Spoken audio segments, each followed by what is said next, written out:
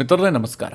ಮಿತ್ರರೇ, ಡಿ.ಕೆ. ಶಿವಕುಮಾರ್ ಸಂಪುಟ ವಿಸ್ತರಣೆಗೋಸ್ಕರವಾಗಿ ಒಂದು ಹಂತದ ಸರ್ಕಸ್ ಅನ್ನು ಮಾಡ್ತಾ ಇದ್ದಾರೆ. ಸಚಿವಾಕಾಂಕ್ಷಿಗಳ ಪಟ್ಟಿ ದೊಡ್ಡದಾಗಿದೆ.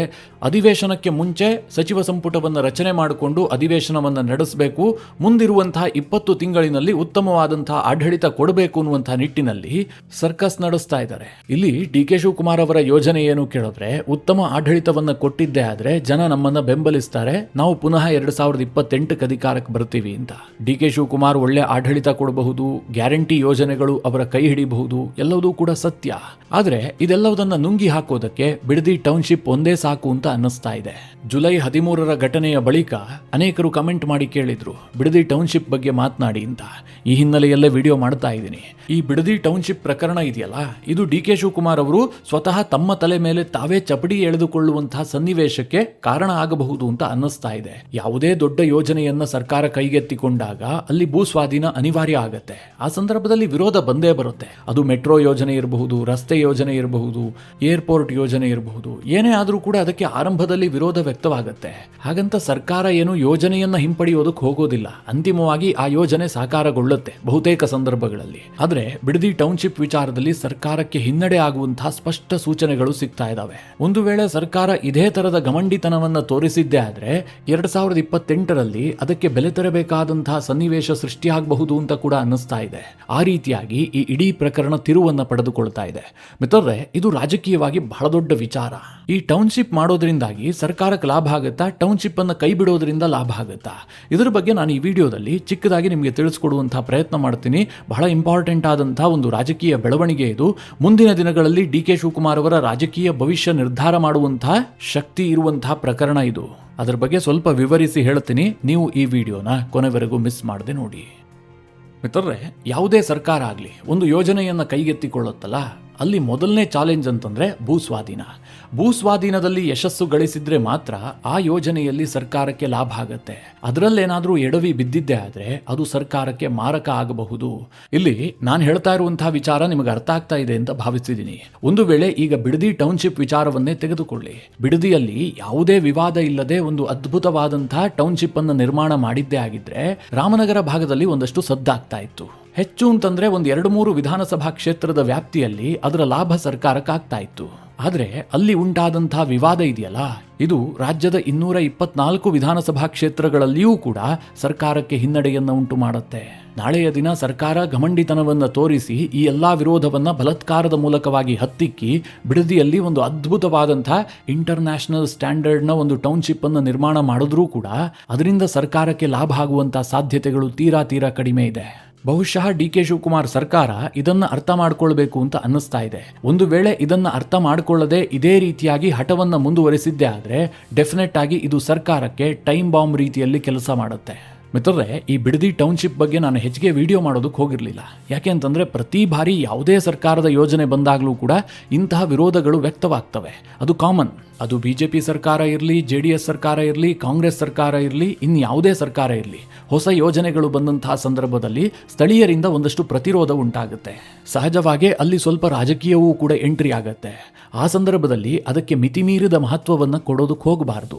ಸ್ವಲ್ಪ ಕಾದು ನೋಡಬೇಕು. ಯಾಕೆ ಗೊತ್ತಾ, ನಿಜವಾಗ್ಲೂ ಜನರ ವಿರೋಧ ಇದೆಯೋ, ಅದರಿಂದ ಅಲ್ಲಿನ ಜನರಿಗೆ ತೊಂದರೆ ಆಗ್ತಾ ಇದೆಯೋ, ಅಥವಾ ರಾಜಕೀಯ ಕಾರಣದಿಂದಾಗಿ ಅಲ್ಲಿ ಪ್ರತಿಭಟನೆ ಆಗ್ತಾ ಇದೆಯೋ, ಇದನ್ನ ಬಹಳ ಸೂಕ್ಷ್ಮವಾಗಿ ಗಮನಿಸಬೇಕು. ಅದಾದ ಬಳಿಕವೇ ಅದರ ಬಗ್ಗೆ ಧ್ವನಿ ಎತ್ತಬೇಕೋ ಬೇಡವೋ ಅಂತ ವಿಚಾರ ಮಾಡಬೇಕು.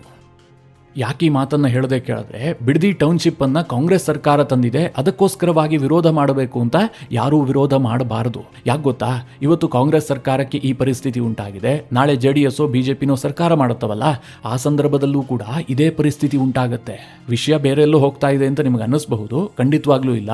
ಈ ಇಡೀ ವಿಚಾರ ನಿಮಗೆ ಸ್ಪಷ್ಟವಾಗಿ ಅರ್ಥ ಆಗಲಿ ಎನ್ನುವ ಕಾರಣಕ್ಕೋಸ್ಕರವಾಗಿ ಇದನ್ನು ಹೇಳ್ತಾ ಇದ್ದೀನಿ. ಈಗ ಬಿಡದಿ ಟೌನ್ಶಿಪ್ ಅನ್ನ JDSನವರು ವಿರೋಧ ಮಾಡ್ತಾ ಇದ್ದಾರೆ. ಅತಿ ಹೆಚ್ಚು ವಿರೋಧ ವ್ಯಕ್ತವಾಗ್ತಾ ಇರೋದು JDS ಪಕ್ಷದಿಂದ, JDS ಕಾರ್ಯಕರ್ತರಿಂದ. ಅವರು ರೈತರಿಗೆ ಸಾಥ್ ಕೊಡ್ತಾ ಇದ್ದಾರೆ. ಒಂದು ಹಂತದಲ್ಲಿ ಬಿಜೆಪಿಯು ಕೂಡ ಇದನ್ನ ವಿರೋಧ ಮಾಡ್ತಾ ಇದೆ. ತುಂಬಾ ಒಳ್ಳೆಯದು, ರೈತರಿಗೆ ಧ್ವನಿಗೂಡಿಸಿದ್ದಾರೆ, ರೈತರ ಪರವಾಗಿ ನಿಂತ್ಕೊಂಡಿದ್ದಾರೆ, ಇದನ್ನ ಒಪ್ಪುವಂತಹ ವಿಚಾರ. ಆದ್ರೆ ಮಿತ್ರರೇ, ನಾಳೆ ಕುಮಾರಸ್ವಾಮಿ ಅವರು ಮುಖ್ಯಮಂತ್ರಿ ಆಗಬೇಕು ಅಂತ ಬಯಸ್ತಾ ಇದ್ದಾರೆ. ಬಿಜೆಪಿ ಮತ್ತು JDS ಸಮ್ಮಿಶ್ರ ಸರ್ಕಾರ ರಚನೆ ಆಗಿದ್ದೇ ಆದ್ರೆ ಆ ಸಂದರ್ಭದಲ್ಲಿ ಕುಮಾರಸ್ವಾಮಿ ಇನ್ನೆಲ್ಲೋ ಒಂದು ಟೌನ್ಶಿಪ್ ಮಾಡೋದಕ್ಕೆ ಹೊರಡ್ತಾರೆ, ಅಥವಾ ಇನ್ಯಾವುದೋ ಭೂ ಸ್ವಾಧೀನ ಅವಶ್ಯಕತೆ ಇರುವಂತಹ ದೊಡ್ಡ ಯೋಜನೆಯನ್ನ ಕೈಗೆತ್ಕೊಳ್ತಾರೆ. ಆಗ್ಲೂ ಕೂಡ ಇದೇ ರೀತಿಯ ವಿರೋಧ ವ್ಯಕ್ತವಾಗುತ್ತೆ. ಆಗ ಕಾಂಗ್ರೆಸ್ನವರು ಅದಕ್ಕೆ ಸಪೋರ್ಟ್ ಮಾಡ್ತಾರೆ, ಕಾಂಗ್ರೆಸ್ನವರು ಅದರ ವಿರುದ್ಧ ವಾಯ್ಸ್ ರೈಸ್ ಮಾಡ್ತಾರೆ. ಆಗ ನೀವೇನೂ ಕೂಡ ಅಭಿವೃದ್ಧಿ ಮಾಡೋದಕ್ಕೆ ಸಾಧ್ಯವೇ ಆಗೋದಿಲ್ಲ. ಇದೇ ಕಾರಣದಿಂದಾಗಿ ನಾನು ಬಿಡದಿ ಟೌನ್ಶಿಪ್ ಬಗ್ಗೆ ಪರ ವಿರೋಧ ಯಾವುದನ್ನೂ ಕೂಡ ಚರ್ಚೆ ಮಾಡ್ತಾ ಇರಲಿಲ್ಲ.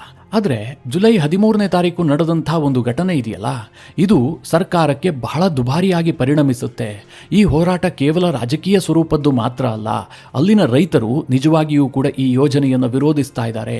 ಅಲ್ಲಿನ ಬಹುಸಂಖ್ಯಾತ ರೈತರಿಗೆ ಈ ಯೋಜನೆ ಬೇಕಾಗಿಲ್ಲ, ಅಲ್ಲಿನ ರೈತರಿಗೆ ನಿಜವಾದಂತಹ ಆಕ್ರೋಶ ಇದೆ ಎನ್ನುವಂಥದ್ದು ಸ್ಪಷ್ಟವಾಗಿ ಗೊತ್ತಾಗ್ತಾ ಇದೆ. ಇದನ್ನ ಡಿ.ಕೆ. ಶಿವಕುಮಾರ್ ಸರ್ಕಾರ ಅರ್ಥ ಮಾಡಿಕೊಂಡು ತಿದ್ದಿಕೊಳ್ಳುವಂತಹ ಪ್ರಯತ್ನ ಮಾಡಿದ್ದೇ ಆದ್ರೆ ಅವರ ಸರ್ಕಾರಕ್ಕೆ ಲಾಭ ಆಗುತ್ತೆ. ಅದನ್ನ ಬಿಟ್ಟು ನಾನು ಟೌನ್ಶಿಪ್ ಮಾಡಿಯೇ ತೀರ್ತೀನಿ ಅಂತ ಸರ್ಕಾರ ಹೋಗಿದ್ದೇ ಆದ್ರೆ 2028ಕ್ಕೆ ಈ ಸರ್ಕಾರದ ಆಯಸ್ಸು ಮುಗಿಯುತ್ತೆ. ಯಾಕೆ ಜುಲೈ 13ರ ಘಟನೆಗೆ ಅಷ್ಟೊಂದು ಮಹತ್ವ ಕೊಡ್ತಾ ಇದ್ದೀನಿ ಕೇಳಿದ್ರೆ, ಇಷ್ಟು ದಿನ ರೈತರು ಶಾಂತಿಯುತವಾದಂತಹ ಪ್ರತಿಭಟನೆ ಮಾಡ್ತಾ ಇದ್ರು. ಆದರೆ ಜುಲೈ 13ನೇ ತಾರೀಕು ಅಲ್ಲಿ ಕಂದಾಯ ಇಲಾಖೆಯ ಅಧಿಕಾರಿಗಳು ಸರ್ವೆ ಮಾಡೋದಕ್ಕೆ ಹೊರಡ್ತಾರೆ. ಅದಕ್ಕೆ ರೈತರು ವಿರೋಧ ವ್ಯಕ್ತಪಡಿಸ್ತಾರೆ. ಕೇವಲ ವಿರೋಧ ಅಲ್ಲ, ಆಕ್ರೋಶ ವ್ಯಕ್ತವಾಗುತ್ತೆ. ಪೊಲೀಸರು ಇದ್ರೂ ಕೂಡ, ಸಾಕಷ್ಟು ಭದ್ರತೆ ಇದ್ರೂ ಕೂಡ ಅಧಿಕಾರಿಗಳ ಮೇಲೆ ಹಲ್ಲೆಗೆ ಮುಂದಾಗ್ತಾರೆ, ಪೊರಕೆ ಸೇವೆ ಮಾಡ್ತಾರೆ, ಸರ್ಕಾರಿ ವಾಹನಗಳು ಜಖಂ ಆಗ್ತವೆ, ಪೊಲೀಸರಿಗೆ ಗಾಯ ಆಗುತ್ತೆ. ಈ ವಿಡಿಯೋಗಳಿದಾವಲ್ಲ, ಇದು ಸಾಮಾಜಿಕ ಜಾಲತಾಣದಲ್ಲಿ ವಿಪರೀತವಾಗಿ ವೈರಲ್ ಆಗ್ತಾ ಇದೆ. ಇದರ ವಿರುದ್ಧವಾಗಿ ಮಾತುಗಳು ಕೇಳಿಬರ್ತಾ ಇದ್ದಾವೆ. ಕಾಂಗ್ರೆಸ್ನ ನಿಷ್ಠಾವಂತ ಕಾರ್ಯಕರ್ತರಿಗೆ ಅನಿಸೋದಕ್ಕೆ ಶುರುವಾಗಿದೆ, ಇಷ್ಟೆಲ್ಲ ವಿರೋಧ ಇರುವಂತಹ ಈ ಯೋಜನೆಯನ್ನ ಸರ್ಕಾರ ಮಾಡಲೇಬೇಕಾ? ಇದರಿಂದ ಸರ್ಕಾರಕ್ಕಾಗುವಂತಹ ಲಾಭವಾದ್ರೂ ಏನು? ಮುಂದಿನ ಚುನಾವಣೆಯಲ್ಲಿ ಇದರಿಂದ ಏನಾದರೂ ಬೆನಿಫಿಟ್ ಆಗುತ್ತಾ? ಈ ಪ್ರಶ್ನೆಗಳನ್ನ ಕಾಂಗ್ರೆಸ್ನ ಕಾರ್ಯಕರ್ತರೇ ಕೇಳೋದಕ್ಕೆ ಶುರು ಮಾಡಿದ್ದಾರೆ. ನಾನು ಯಾಕೆ ಇದನ್ನೆಲ್ಲ ವಿವರಿಸಿ ಹೇಳಿದೆ ಅಂತಂದ್ರೆ, ಈ ಹೋರಾಟದಲ್ಲಿ ರಾಜಕೀಯ ಒಂದು ಭಾಗ, ಅಲ್ಲಿನ ರೈತರು ನಿಜವಾಗಿಯೂ ಕೂಡ ಈ ಯೋಜನೆಯನ್ನ ವಿರೋಧ ವ್ಯಕ್ತಪಡಿಸ್ತಾ ಇದ್ದಾರೆ. ಇದರಿಂದಾಗಿ ಡಿ.ಕೆ. ಶಿವಕುಮಾರ್ ಸರ್ಕಾರ ಈ ಯೋಜನೆಯ ಬಗ್ಗೆ ಪರಾಮರ್ಶೆ ಮಾಡಲೇಬೇಕು. ಹಾಗೆ ನೋಡೋದಕ್ಕೆ ಹೋದ್ರೆ ಈ ಯೋಜನೆಯನ್ನ ಕೈಗೆತ್ತಿಕೊಂಡಿದ್ದು ಕುಮಾರಸ್ವಾಮಿ ಅವರು ಮುಖ್ಯಮಂತ್ರಿ ಆಗಿದ್ದಂತಹ ಸಂದರ್ಭದಲ್ಲಿ ಬೆಂಗಳೂರಿನ ಸುತ್ತಮುತ್ತ ಬರೋಬ್ಬರಿ 5 ಟೌನ್ಶಿಪ್ಗಳನ್ನು ಮಾಡೋದಕ್ಕೆ ಹೊರಟಿದ್ರು. ಅದರ ಬಗ್ಗೆ ಸಾರ್ವಜನಿಕ ಚರ್ಚೆಯೂ ಕೂಡ ಆಗಿತ್ತು. ಆಗ ಕುಮಾರಸ್ವಾಮಿ ಅವರಿಗೆ ಒಂದು ಅರಿವಾಯಿತು, ಇಲ್ಲಿ ಸಾಕಷ್ಟು ಸಾರ್ವಜನಿಕ ವಿರೋಧ ಇದೆ, ರೈತರು ವಿರೋಧ ಮಾಡ್ತಾರೆ, ಇದು ಅಷ್ಟು ಈಸಿ ಇಲ್ಲ ಅಂತ. ಹೀಗಾಗಿ ಆ ಯೋಜನೆಯಿಂದ ಕುಮಾರಸ್ವಾಮಿ ಅವರು ಹಿಂದೆ ಹೆಜ್ಜೆ ಇಟ್ಟಿದ್ರು. ಈ ಬಿಡದಿ ಟೌನ್ಶಿಪ್ ಇದೆಯಲ್ಲ, ಇದೇನು ಸಣ್ಣ ಪ್ರಾಜೆಕ್ಟ್ ಅಲ್ಲ. ಈ ಒಂದು ಟೌನ್ಶಿಪ್ಗೋಸ್ಕರವಾಗಿ 7,854 ಎಕರೆ ಜಮೀನನ್ನ ಸ್ವಾಧೀನಪಡಿಸಿಕೊಳ್ಳಬೇಕು. ಈ 7,854 ಎಕರೆ ಜಮೀನಿದೆಯಲ್ಲ, ಇದು ಬರೋಬ್ಬರಿ 5,500ಕ್ಕೂ ಹೆಚ್ಚು ರೈತರ ಕೈಯಲ್ಲಿದೆ. ಒಬ್ರು 1 ಎಕರೆ ಇಟ್ಕೊಂಡಿದ್ದಾರೆ, ಒಬ್ರು 2 ಎಕರೆ ಇಟ್ಕೊಂಡಿದ್ದಾರೆ, ಒಬ್ಬರ ಹತ್ರ 10 ಎಕರೆ ಇದೆ, ಒಬ್ಬರ ಹತ್ರ 10 ಗುಂಟೆ ಇದೆ. ಸಣ್ಣ ರೈತರಿಂದ ಹಿಡಿದು ಬಹಳ ದೊಡ್ಡ ರೈತರು ಕೂಡ ಈ ಭಾಗದಲ್ಲಿದ್ದಾರೆ.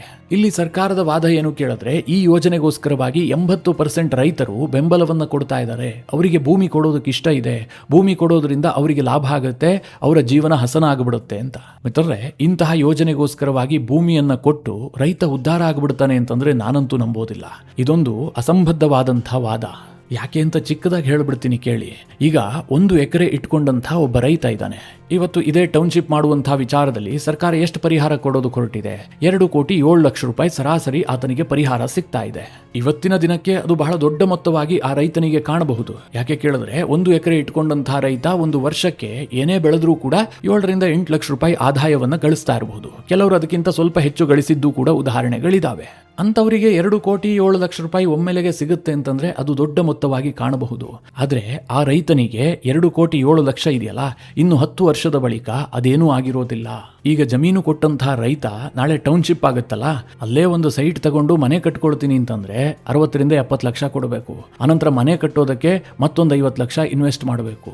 ಅಲ್ಲಿಗೆ 1 ಎಕರೆ ಜಮೀನು ಕೊಟ್ಟಿರ್ತಾನಲ್ಲ ರೈತ, ಅವನು ಅದೇ ಟೌನ್ಶಿಪ್ ನಲ್ಲಿ ಒಂದು ಮನೆ ಕಟ್ಕೊಂಡು ಕೂರೋದಕ್ಕೆ ಅವನ ಪರಿಹಾರದ ದುಡ್ಡು ಆಲ್ಮೋಸ್ಟ್ ಸರಿ ಹೊಂದಿಬಿಡುತ್ತೆ. ಅನಂತರ ಆತ ಜೀವನ ಮಾಡೋದು ಹೇಗೆ? ತನ್ನ ಮುಂದಿನ ಪೀಳಿಗೆಗೆ ಆತ ಏನ್ ಬಿಟ್ಟು ಹೋಗೋದಕ್ಕೆ ಸಾಧ್ಯ? ಅದೇ 1 ಎಕರೆ ಭೂಮಿ ರೈತನ ಕೈಲೇ ಇದ್ರೆ ಆತ ಈಗ ಬೆಳೆದು ಜೀವನ ಮಾಡ್ತಾ ಇರ್ತಾನೆ. ಇನ್ನು ಮುಂದಿನ 10 ವರ್ಷದ ನಂತರ ಆ ಭೂಮಿಯ ಬೆಲೆ ಎಷ್ಟಾಗಿರುತ್ತೆ? ಈಗ ಇವ್ರು 2 ಕೋಟಿ ಪರಿಹಾರ ಕೊಡ್ತೀವಿ ಅಂತಿದಾರಲ್ಲ, ಅದು 5 ಕೋಟಿನೋ 6 ಕೋಟಿನೋ ಆಗಿರುತ್ತೆ. ಹೀಗಾಗಿ ಭೂಮಿ ಕೊಟ್ಟ ರೈತರು ಉದ್ಧಾರ ಆಗಿಬಿಡ್ತಾರೆ ಅಂತ ಕತೆ ಹೇಳ್ತಾ ಇದಾರಲ್ಲ, ಇದು ಪಕ್ಕಾ ಬೋಗಸ್. ಆದರೆ ಸರ್ಕಾರ ಯಾವ ರೀತಿಯಾದಂತಹ ನರೇಟಿವ್ ಬಿಲ್ಡ್ ಮಾಡೋದಕ್ಕೆ ಯತ್ನ ಮಾಡ್ತಾ ಇದೆ ಕೇಳಿದ್ರೆ, ಈ 5,500ಕ್ಕೂ ಹೆಚ್ಚು ರೈತರು ಇದ್ದಾರಲ್ಲ, ಈ ಪೈಕಿ ವಿರೋಧ ಮಾಡ್ತಾ ಇರುವಂತಹದ್ದು ಕೇವಲ 637 ರೈತರು ಮಾತ್ರ. ಉಳಿದಂತಹ ಎಲ್ಲ ರೈತರು ಕೂಡ 80% ರೈತರು ಭೂಮಿಯನ್ನ ಕೊಡೋದಕ್ಕೆ ಸಿದ್ಧರಾಗಿದ್ದಾರೆ. ಹೀಗಂತ ಸರ್ಕಾರದ ಕಡೆಯಿಂದ ವಾದ ಕೇಳಿಬರ್ತಾ ಇದೆ. ಒಂದು ವೇಳೆ ನಿಜವಾಗ್ಲೂ 80% ರೈತರು ಈ ಯೋಜನೆಗೆ ಭೂಮಿಯನ್ನ ಕೊಡೋದಕ್ಕೆ ಸಿದ್ಧವಾಗಿದ್ದೇ ಆದ್ರೆ ಸರ್ಕಾರಕ್ಕೆ ಯಾವುದೇ ತೊಂದರೆ ಇರೋದಿಲ್ಲ.